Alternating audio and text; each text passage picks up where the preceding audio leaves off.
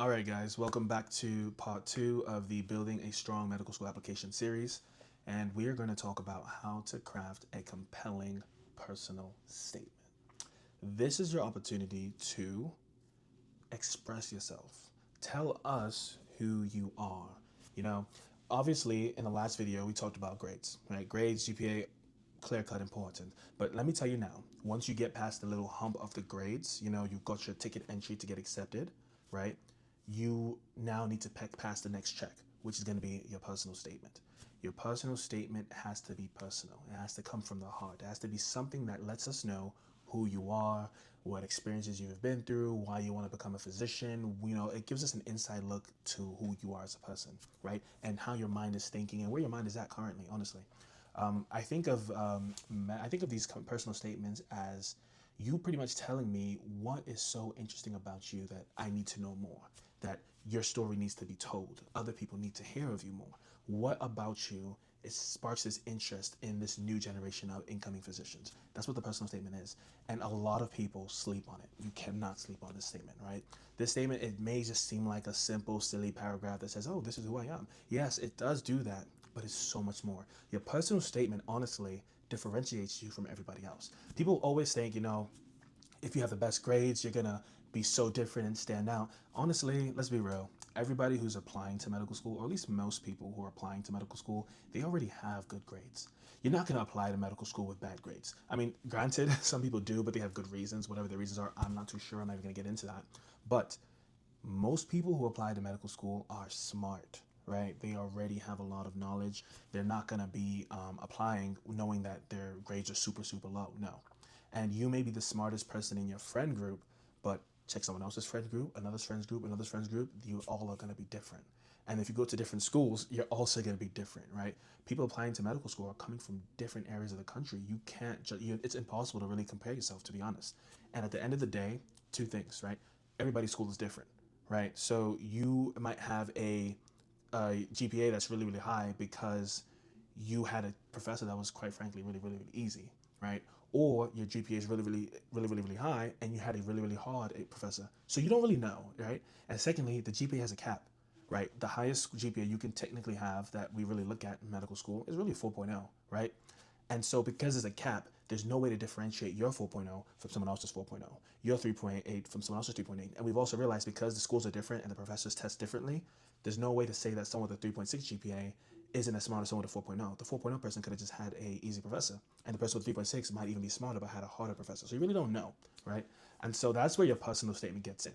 And speaking from personal experience, I've actually sat on an admissions committee for medical school before in the past. I've read so many different personal statements, went through different applications, and I've seen medical schools reject a person with a 4.0 GPA to accept somebody with a 3.4 GPA, 3.5 GPA.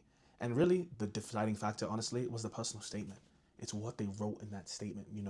It gave us an insight to who that person was. It let us know, like, it let us walk through life through their eyes. And that's why I say your personal statement is so important. And it has to be something meaningful. Please, please, please, please, for the love of God, do not write about saving lives. Don't do it. Don't do it. Don't. Your reason for wanting to be a physician isn't because you want to save the most lives, or ever since I was a kid, I saw this happen and I wanted to be a life saving doctor. That's not good enough. Guess what? Everybody and their mom wants to be a physician to save lives. We all get it. No one will say, I want to be a physician, but I don't want to save lives. That's not true.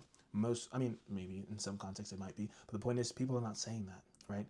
Everyone wants to save lives. You have to dig deeper than that. You have to give me something more personal, something more true to yourself. And it all comes down to what you write into your personal statement. Your personal statement is going to be the differentiating factor.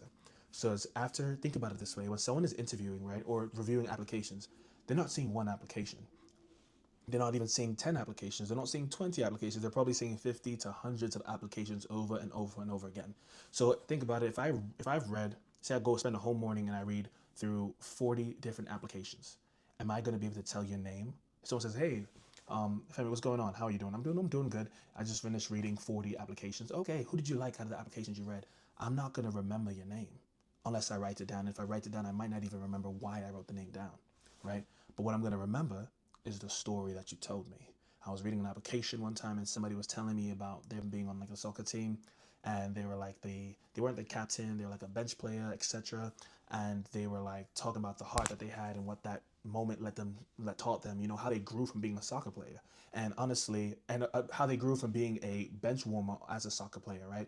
And that story touched me, that personal statement. It showed me like their goal to be a physician, why they want to do it, why they were a team player, what they learned, and what resilience meant to them, right? Through a soccer game is how they told me.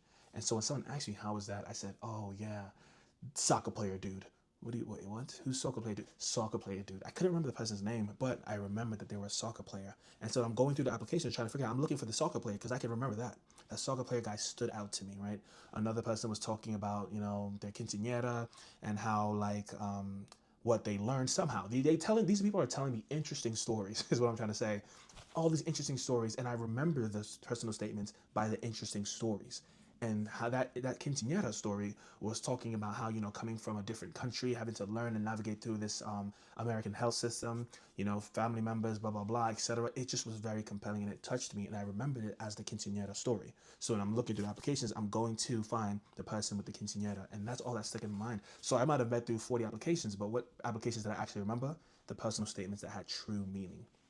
Even for my personal statement, I used to be a basketball player, and so I wrote about basketball. I wrote about a basketball game, and I even started my personal statement as a walk rate into my story, into my game.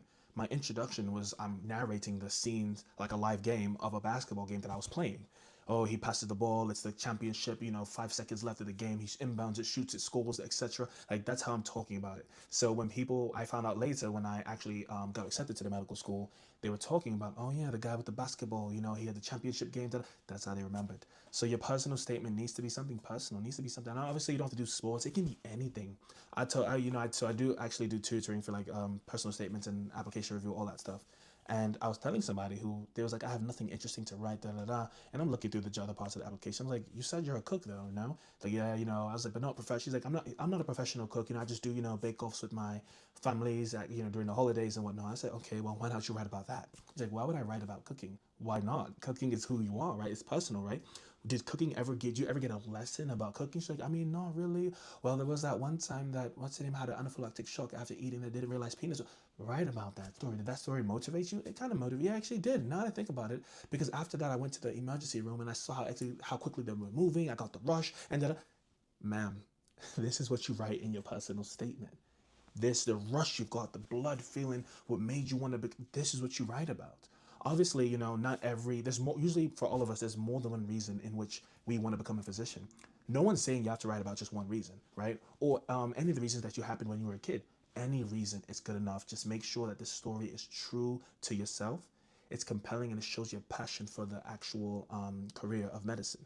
That's the point you want to get with these personal statements.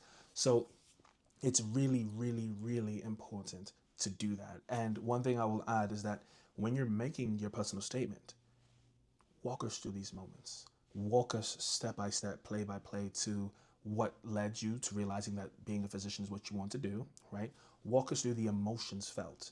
You have to really dig deep in your heart. You have to let us know, like, okay, this is how this happened. It was a traumatic experience. Period. No. Do not let us don't end at a period. Let me know, you know, how it was traumatic. Let me know why it was traumatic. Let me know what you were feeling in that moment. Let me know what happened.